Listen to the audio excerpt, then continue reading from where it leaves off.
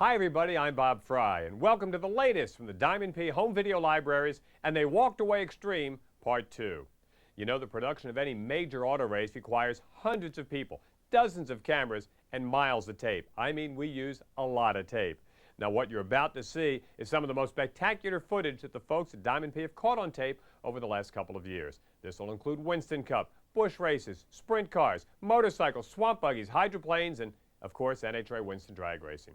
Now, up front, we'd like to say thanks to the sanctioning bodies who make the rules that the drivers must abide by. They're always designed for the safety of the driver. We'd also like to thank the safety equipment manufacturers and the safety teams at each race, because without them, you never can tell. Maybe the drivers wouldn't be able to walk away. And of course, we'd like to thank the folks who make the videotape, because hey, without all that tape, we wouldn't be able to bring you this latest And They Walked Away Extreme Part 2. Ladies and gentlemen, the cover boy for And They Walked Away Extreme. This is John Force in the far lane.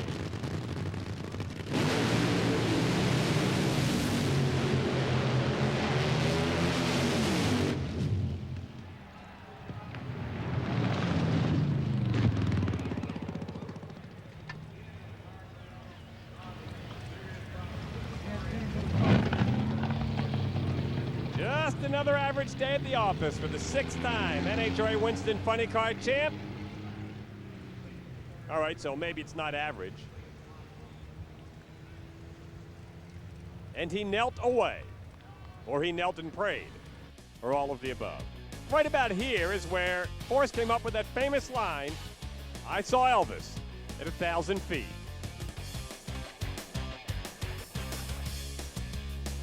For those of you that may not be familiar with John Force, he would come back from this incident, win the Winston Championship, and a couple of more. 6 to be exact. Imagine what he could do if he weren't on fire. And sliding backwards. And running into the dirt at the end of the track. And turning the car upside down. Through it all, only John Force could be smiling. Bitchin', huh? Is this live? Close enough. Sorry, Hoffman, we got you covered, buddy. Do you hurt? You got any burns? How are you? Get rid of the body, no fire. Them safety safari guys, I love them summer guys. I couldn't believe it. She was backwards, and I still had fire, and then I realized there was no body, and they were right on top of me, but then she rolled, and I couldn't figure that out, and just kind of climbed out, but pretty exciting day. But we got a brand new spare one in the trailer and one by Pluger being built. They ain't putting us out of the deal. And the rest of them guys, we took an 800 points lead, and that's what it's all about. And as only John Force could do it, he would parade his race car, or what's left of it, back in front of the crowd. And as they say, the crowd went wild. He said, "Hey, Hoffman, I got you covered." Well, this would be Al Hoffman. This is in Phoenix, Arizona. And now, this is extreme.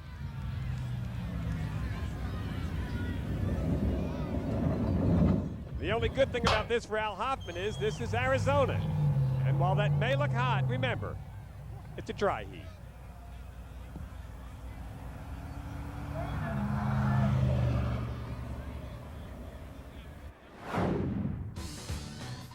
Right about the same time that Force's car let go out in Memphis. You'll notice this time it's Force in the other lane. You think Al's unhappy doing this to his race car. Force is really unhappy because Al's getting on the tape right here and John's not.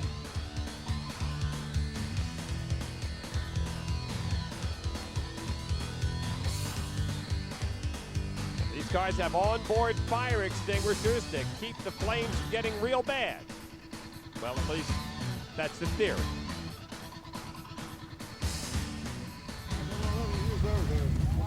And Al Hoffman did indeed. Well, you know the rest. And they had been doing so well up to this point. This car hasn't had an engine explosion in a year and a half. So we put a brand new set of connecting rods in at that run, and I'm suspecting that we must have had one that was not up to snuff because it had no reason for doing that. The engine was fine after the last run. Not up to snuff. The technical term would be disconnecting rod. It's the green flag, and that means trouble.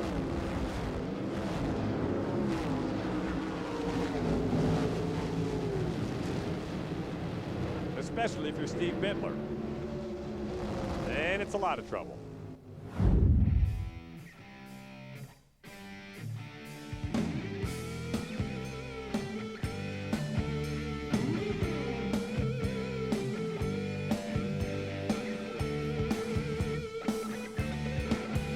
Hey, Steve, look at the bright side of things. At least you didn't catch on fire.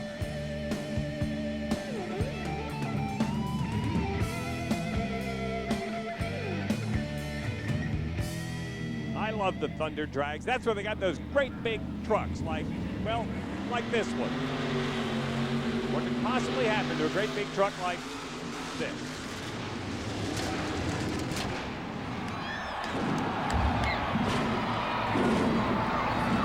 Well, that could happen.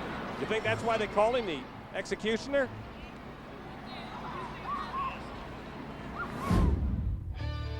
Take a look at this again and you will see what goes wrong.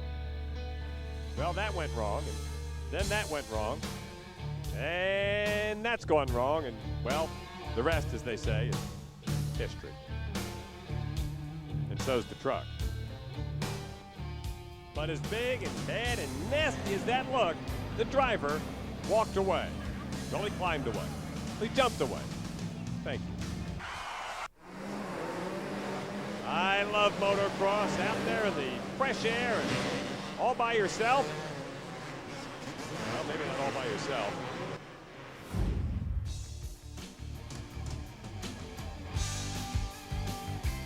I think the other guy kicked him. I think that's what the problem was. See him? I'm pretty sure he kicked him.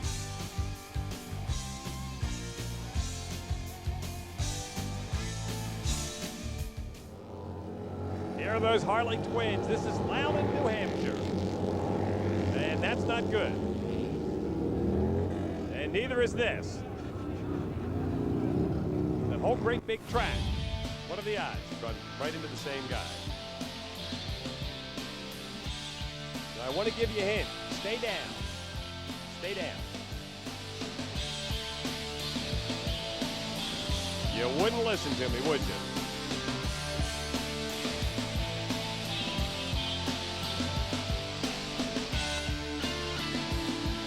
The folks at Diamond P Sports have some of the best camera people in all of motorsports. Case in point, the guy we had riding along with Joe Amato.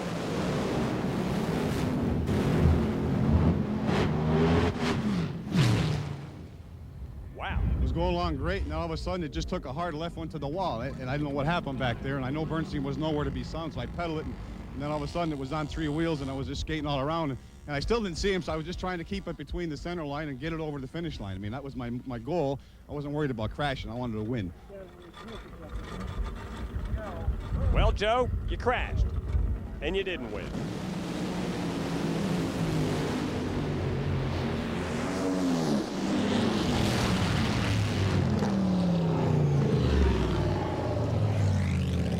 That's young Del Worsham doing a magnificent job of bringing his car to a halt after it blew out the tires and took out the back part of the race car. He's sponsored by the folks at Texas Stagecoach. That must make these guys the cavalry, as they came to help him out.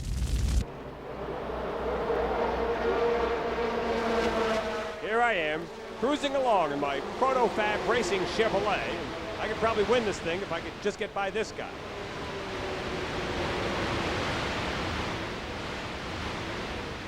Whoa, that was easy.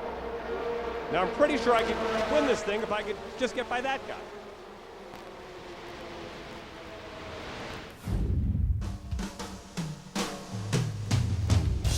This is what happens when two cars try to occupy the same spot at the same time.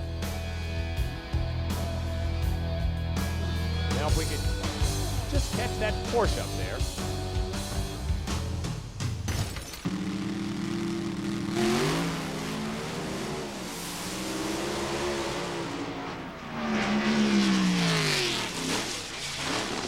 enjoy.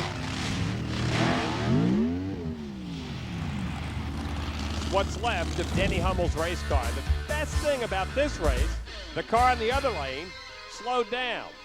Otherwise, this could have really been extreme. As in, this isn't extreme enough.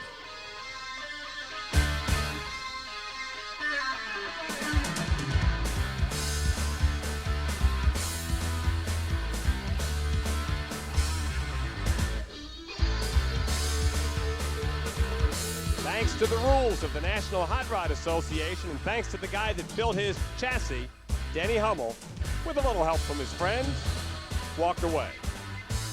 Cue the friends.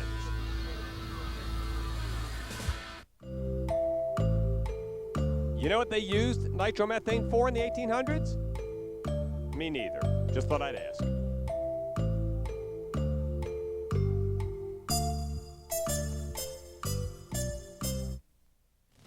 You want to see what nitromethane can do here in the 1990s? Watch the car in the far lane.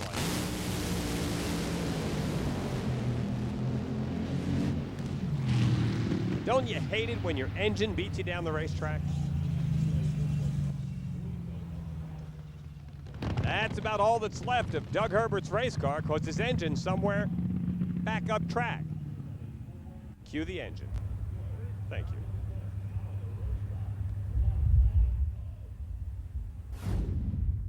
Watch again as all you-know-what breaks loose in Doug Herbert's race car.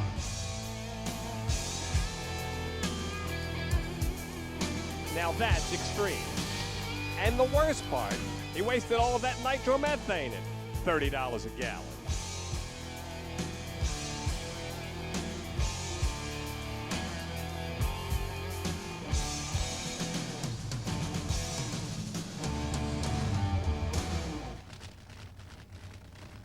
Was once heard to say, who needs 4 tires? I can drive one of these things to a track record on 3 tires. I don't need 4 tires. And parachutes, who needs chutes? I don't need no stinking chutes. I do need brakes, however. Brakes would be a big help right about here. Eddie Hill sets the Montreal track record on this run. Then goes on to win a Winston Championship in Top Fuel. Imagine what he could do on 4 tires. And that's why they call him the Thrill. Well, I try not to thrill him like that, but I guess a little of that goes along with it. What did we turn? 5 flat, low elapsed time track record. All right, that's what we needed. All right, I'd blow another tire for that.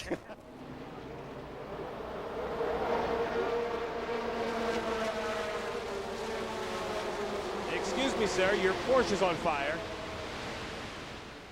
I said your Porsche's on fire.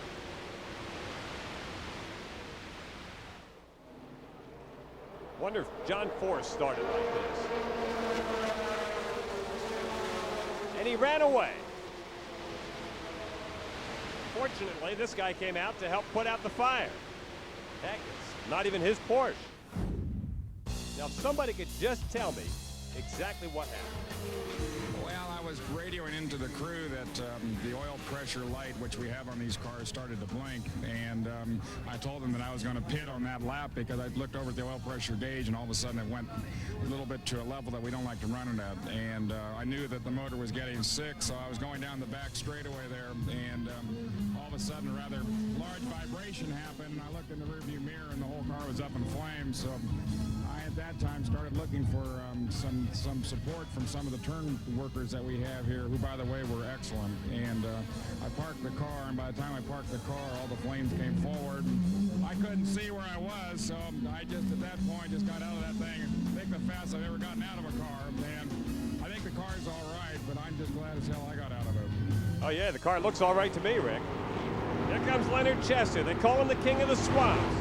You know why they call him the King? Well, just watch. All right, so that's not a good example of why they call him the King, but trust me, he's the King of the Swamps. Leonard, you're all right? Oh, yeah. Just got a little dunking. You know what? It was a little out of control even before it finally went over. I mean, you were having problems early on. Trying to adjust the steering. I didn't know what it was. I ain't never did that. And I was trying to get it ready because I got a free ride, get it right for the next one. Man, it just got worse. Indeed it did. The only damage appears to be to the rear wing of the buggy, though. Pretty durable old girl. Leonard, you got a free ride. Remember, you get what you pay for. You like road racing? Watch this.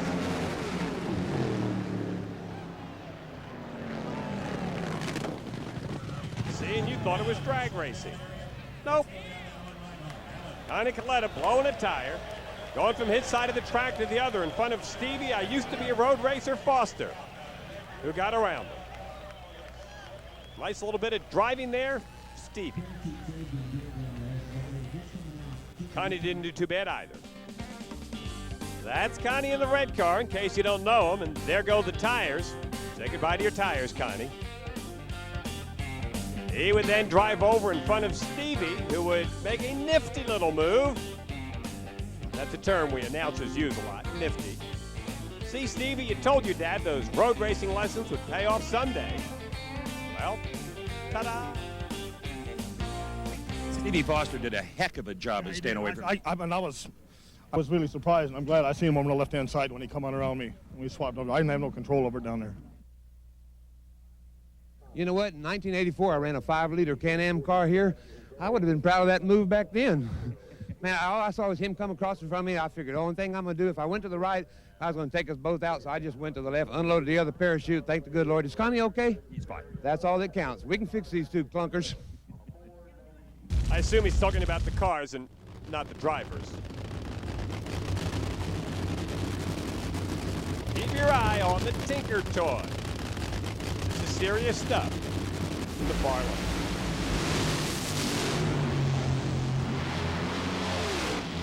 Art Hindy gets the win and the crew goes wild because they haven't seen this.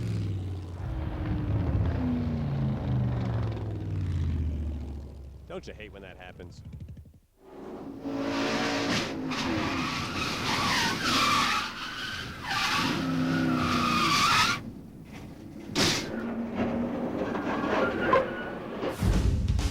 Obviously, Mark Martin did not go to the same driving school as Stevie Foster. If he had, this wouldn't have happened.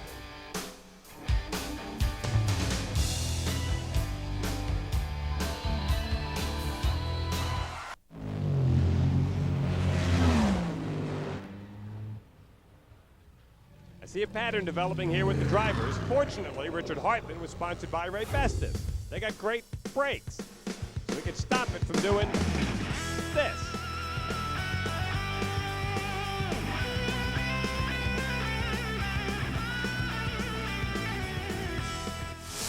Here comes Bigfoot, the king of the monster truck. You know why he's the king? Because he does things like this. All right, well, maybe not because of things like that. Wonder if he knows Leonard Chesser.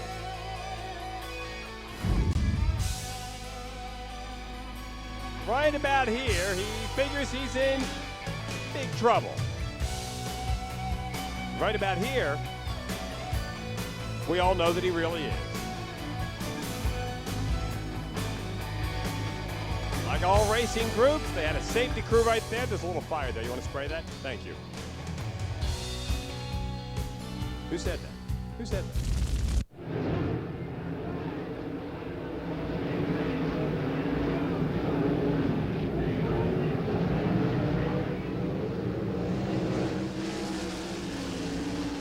Here's a case of just about everything that could go wrong did.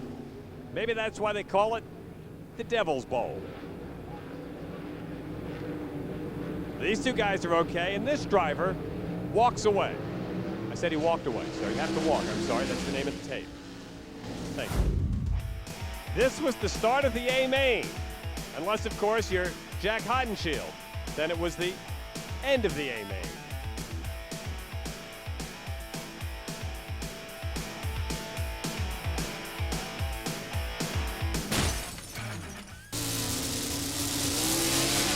Keep your eye on the little bitty car in the near lane.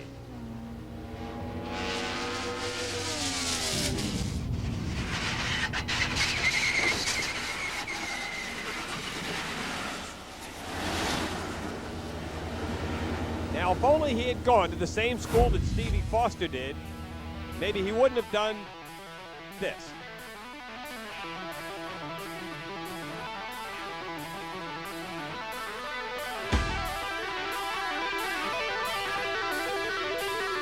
This was a very lightweight car, but fortunately, the chassis regulations on these are almost the same as they are for the NHRA Top Fuelers.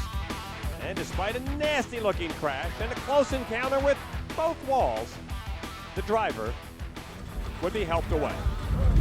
And then he'd walk away. But first they had to help him. This is Knoxville. That's in Iowa, you know. Hey, at least the last time we saw sprint cars, the guys made it to the A main. This wasn't even the A main. And the safety crews would be there to check out the drivers. If somebody could explain to me what happened. Somebody, excuse me, you. The 77 car, Mike Brooks, just cut right down in front of me and probably blew the left or the right front tire, and the car just went straight into the wall. It really is a shame, you know, guys try and win the race on the first lap. And Knoxville's really a great deal. I wish I could have been in the A. Hey, look what happened to the last guys we saw in the A.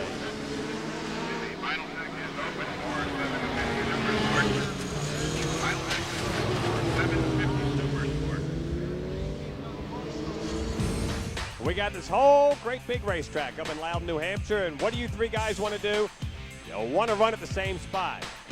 Doesn't work that way. Ouch. And he walked away. May not look it here, but he walked away. When last we left Iowa,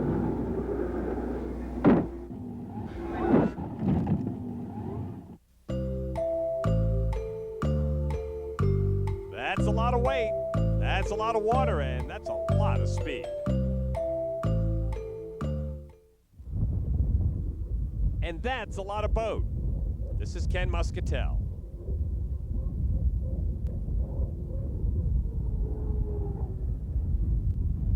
You kind of knew that was going to happen, didn't you?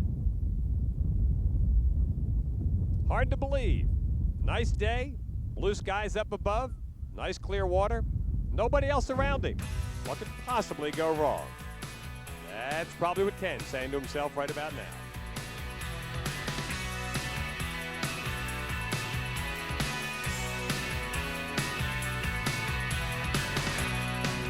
These boats are designed so well that even in an impact like that, the driver is protected and gets to swim away.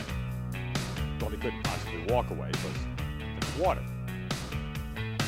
Go with me on this.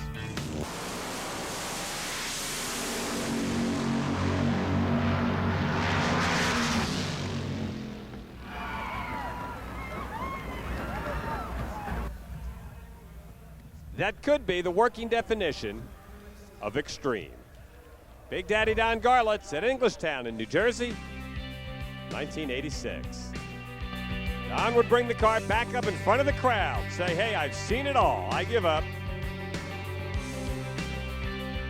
And to this day, he's not really sure just what happened. It was very unusual. It, you know, it just, I knew it was gone. It got so high and then it wouldn't come back. You know, I backed out of it early, but it didn't make any difference. It was accelerating too hard, and even though the throttle was off and everything, it didn't make any difference. It caught wind underneath it. Any chance of repairing this car? No, his car can't race at this event. I'm not that crazy. You gotta be a little wacky to do this. He says he let it run a little bit too long. Used up a lot of the fuel in the front, got it too light, got it up in the air, and this is a classic Top Fuel blowover.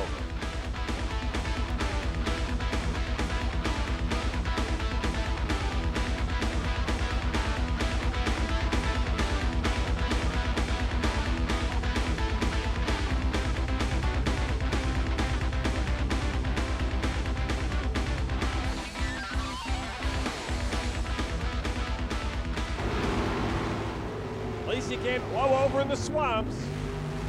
I don't think.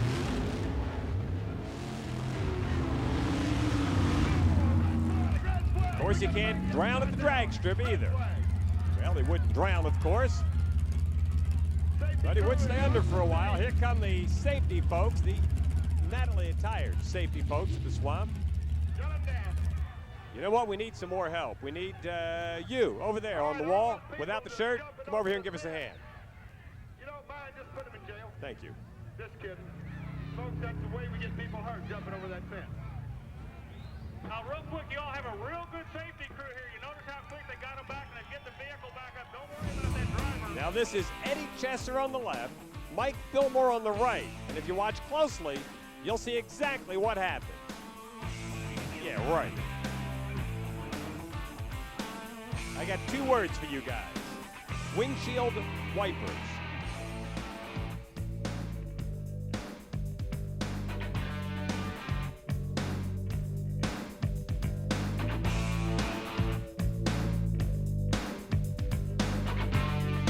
That's Eddie. That's Mikey. Eddie's the dry one. Mike's the wet one.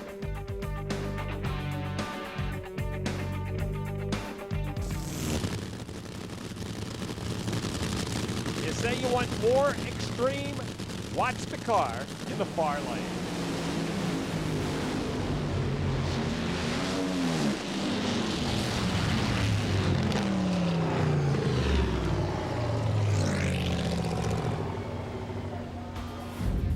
This is Gordon Mineo, his nickname, Flash, which obviously rhymes with, that's correct.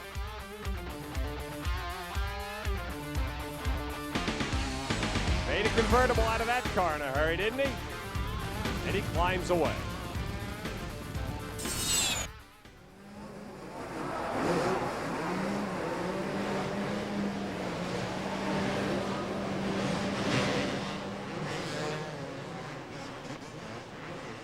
Jeff Emig at a very early age.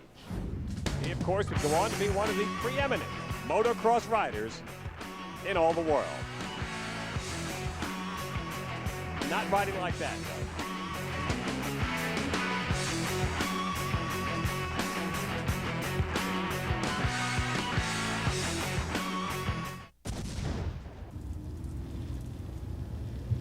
We're back at Pomona, the same track that gave us Gordon Mineo. This time, watch the car in the near lane.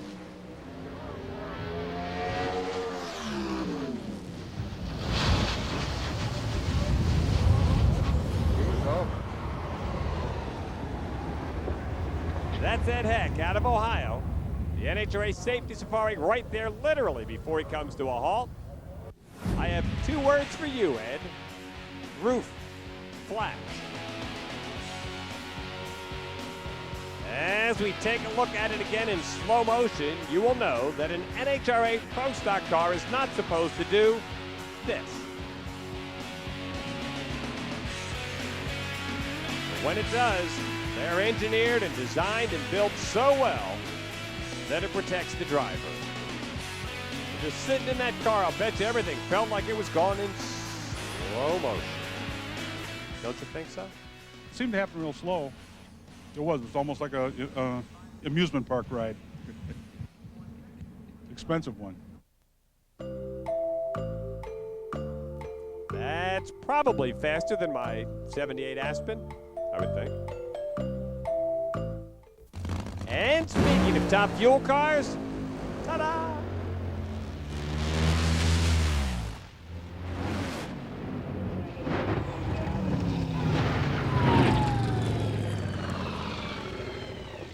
This has not been a good tape for Connie Coletta.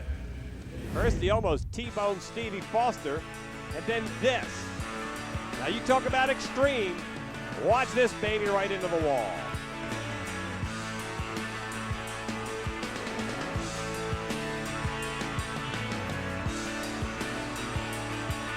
That car did just about everything a top fuel car could do on one run.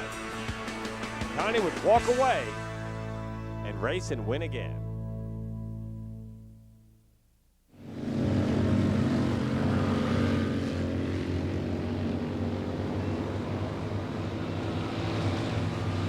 Ouch.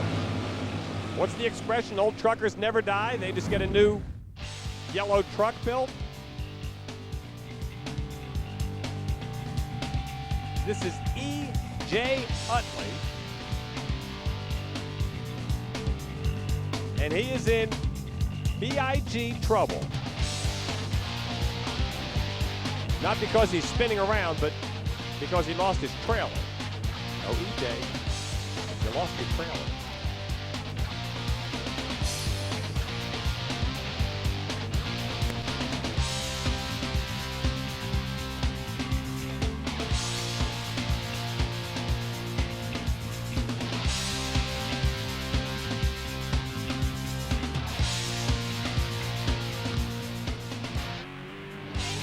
I've got two words for you, EJ. Air brakes.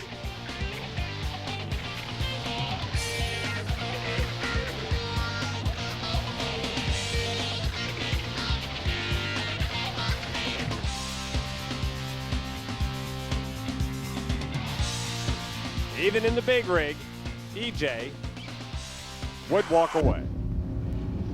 Keep your eye on the Pro Stock car in the near lane. This is Butch Abbott, who ironically enough is sponsored by Bondo, who would hit the Wallow and then go on his Rufo. And then he gets to talk to Steve-O. Butch Abbott getting his blood pressure tested. It's got to be up a little bit. Yeah, I'm sure it's up a little bit. What was your sensation in the car? You tried your darndest to keep it off the fence. Yeah, I thought I had it under control, and then when it smacked the wall real hard, it kind of threw me around, and that's when I didn't have any steering. And it's a shame because you were having one of your best days of racing ever. Yeah, I really thought it was, luck was with me, and then all of a sudden now it's the worst it's been in my career. Well, you can still smile, and that's a sign of a champion. Yeah, thank you. Just for the record, his blood pressure was 120 over, ouch!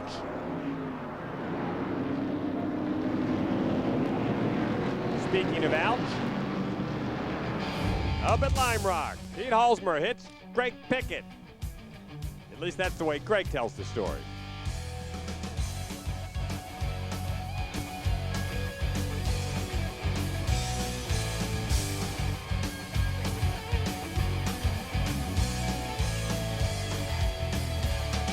Hey, used tires, get your used tires. Remember Naples and the swamp buckets? Well, they drained the swamp and bought in these guys. Look out. Watch out for the fence. Don't hit the fence. I said, nobody listens to me.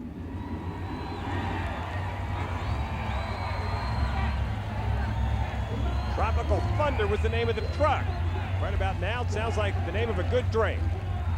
And the driver crawled away.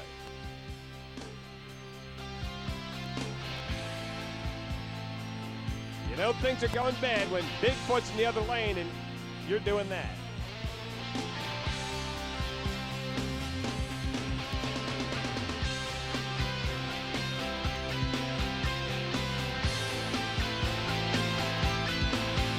Oh, my poor fence.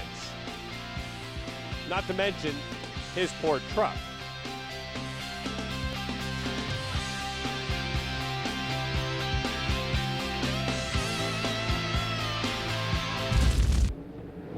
Here's Cliff Woodward in the white car. Out.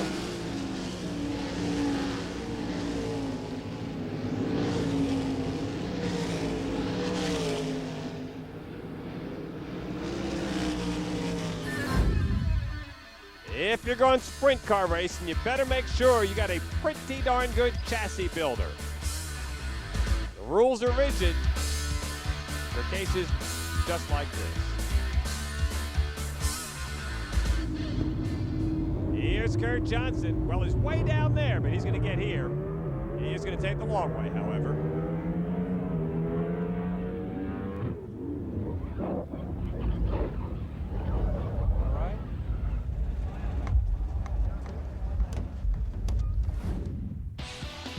Kurt's troubles begin relatively early.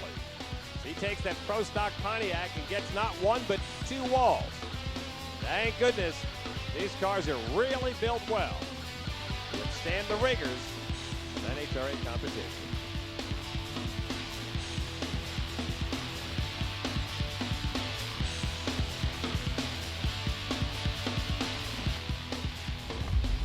Don't you hate it when they fix your car with a crowbar? This wasn't the first time this happened. We did better than we did at Phoenix, that's for damn sure. Well, at least this time it was his car.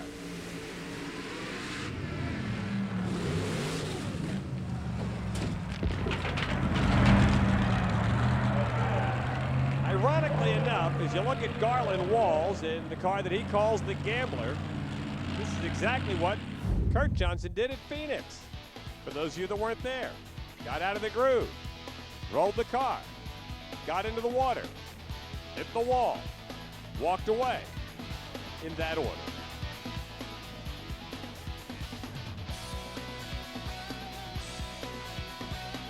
And this time it was Garland Walls who gets out of his buggy in front of the packed crowd and slides away.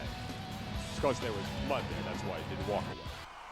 Here come those monster trucks again, which means watch out for the fence. Oh, good, he went right over the fence. Hit the building, but missed the fence. Oh, that barefoot truck, I knew I was going to have to run hard and run fast. Kind of threw me off to one side there, and the back end sprung up on me. I was powering out of it. I was kind of looking for the remote control guy to be killing me, and it never came around. And next thing I know, I was sitting in the barn down there. Not a good place for your monster truck in the barn. Right alongside of the football field. He's at the 10, he's at the 5. He could go all the way. Except he's lying in the middle of the track. Keep your eye on the bike on the left side of the screen.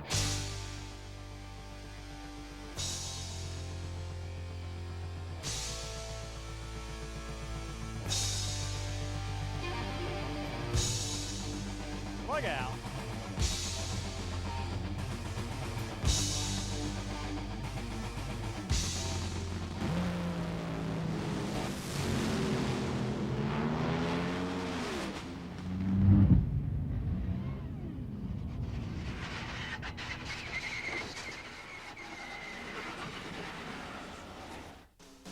Gene Snow, the Texas billionaire. All right, millionaire. Well, he's got a lot of money. He's going to have a lot less right about now.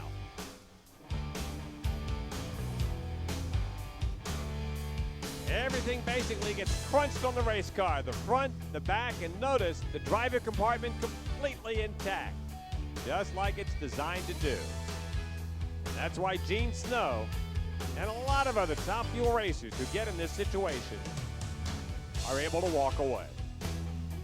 And even a first-time viewer will probably agree that is extreme. And now, ladies and gentlemen, our 1997 helmet test. It works. This would be a good time to say thanks to the manufacturers of the safety equipment, the helmets, the fire suits, the shoes, the gloves, and more. To the engine builders and the car designers, to the chassis creators, and to the sanctioning bodies that make and enforce the rules, we would like to say thank you. Because of you, in incidents as extreme as these, the drivers are able to walk away. This has been a production of Diamond P Sports.